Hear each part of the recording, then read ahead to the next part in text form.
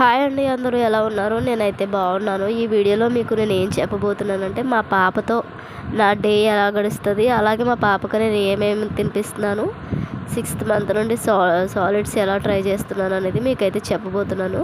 ఇదైతే పొద్దున మాటలు పట్టించేదండి, డి విటమిన్ డ్రాప్స్. అది సంవత్సరం వరకు పట్టించాలి బేబీస్లో అని చెప్తారు కదా డాక్టర్స్. అదైతే పట్టిస్తున్నానండి.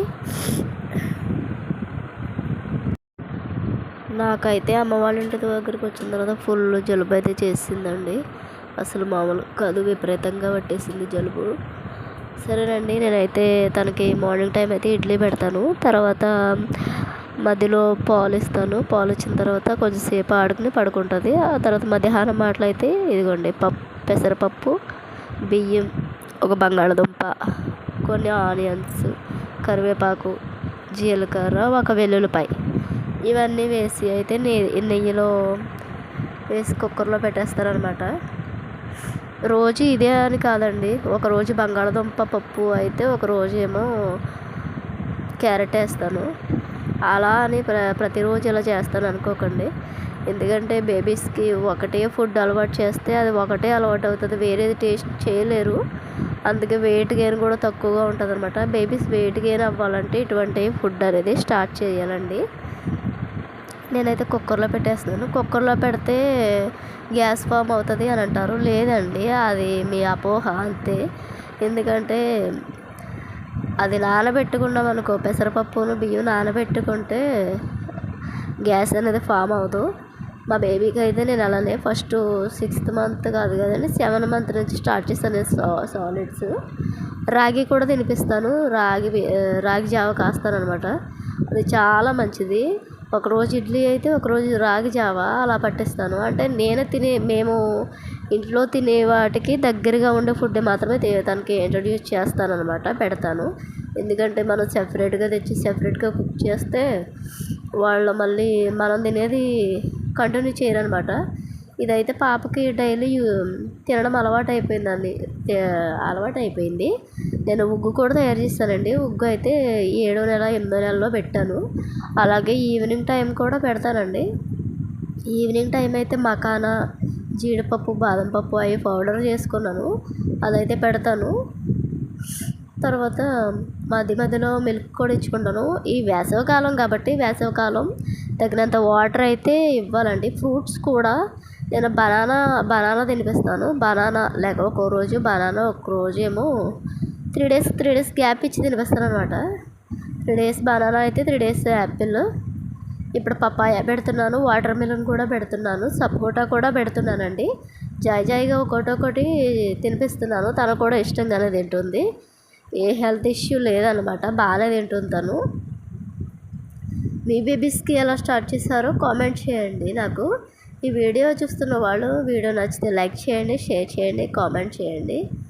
ఎప్పటి నుండో వీడియోస్ పెడుతున్నాను. ఈరోజు నేను బేబీ వీడియో మీతో షేర్ చేసుకోవాలని అనిపించింది, ఫుడ్ వీడియో, అందుకే చేస్తున్నాను.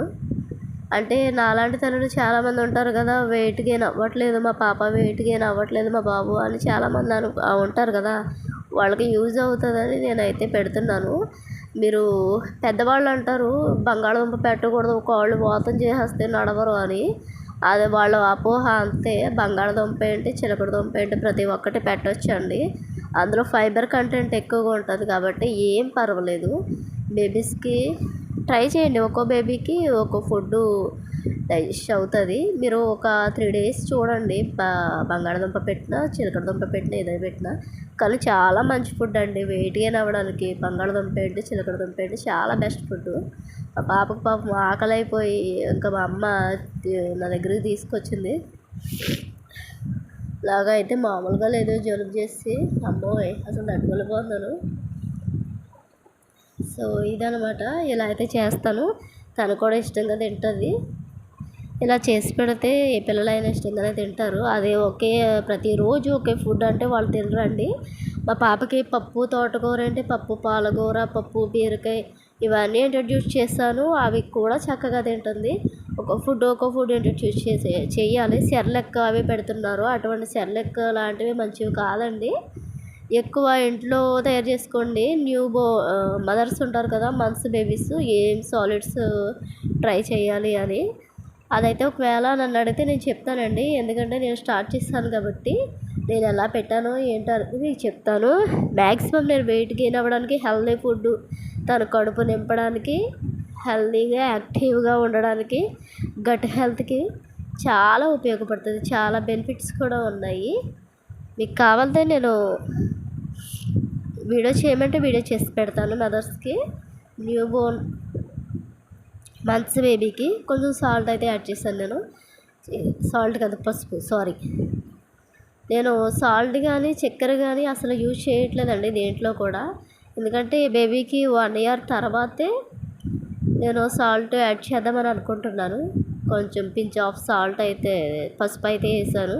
సాల్ట్ వచ్చేస్తుంది అస్తమాను. నేను వీడియో తీస్తాను, మా కోళ్ళు కూడా వచ్చేస్తున్నాయి చూడడానికి. సాల్ట్ వేయమని చెప్తారు పెద్దవాళ్ళు, కానీ సాల్ట్ మీ ఇష్టం అండి. మీకు వేయాలనిపిస్తే వేయండి. నేనైతే సాల్ట్ అయితే మా పాపకి ఇంకా వేయట్లేదు అనమాట. ఎందుకంటే సాల్టు, చక్కెర అనేవి ఈ రోజులు బట్టి మంచివి కాదు, వాళ్ళ కిడ్నీ ఎఫెక్ట్స్ కొడతాయి అంట. సో ఫైనల్లీ ఇదండి, ఇలా వస్తుంది, ఇలా మెత్తగా. మరీ ప్యూరీగా పెట్టకూడదు, ఎందుకంటే ఇప్పుడు 9 మంత్స్ బేబీ కదా, అందుకు. Okay, thank you so much. Next వీడియోలో కలిసి